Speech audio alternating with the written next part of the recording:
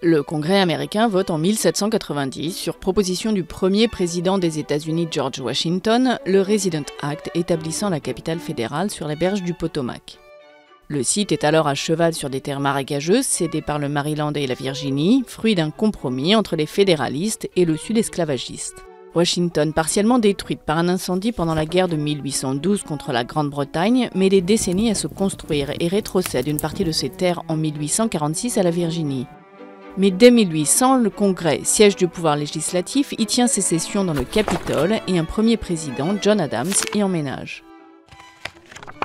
Le Capitole trône sur Capitol Hill, s'ouvrant sur une longue artère verdoyante, le Mall, jalonné de monuments retraçant l'histoire du pays et flanqué au nord de la résidence des présidents, la Maison-Blanche. La place du Congrès est à l'image de son pouvoir. Quand un président y perd la majorité, il s'expose à de terribles bras de fer, notamment sur le budget.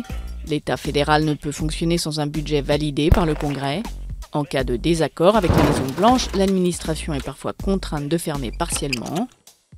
En 2013, ce shutdown a duré 2 semaines. Washington abrite aussi la Cour suprême américaine et la Réserve fédérale. Et depuis 1943, sa banlieue, Arlington en Virginie, accueille le siège du ministère de la Défense, le Pentagone, l'une des cibles des attentats du 11 septembre 2001.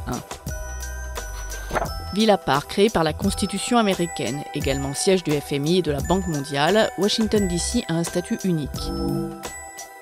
Elle ne dépend d'aucun État, son budget est voté par le Congrès, où ses habitants n'ont pourtant que des représentants sans droit de vote. Les Washingtoniens n'ont même le droit de vote à la présidentielle que depuis 1964.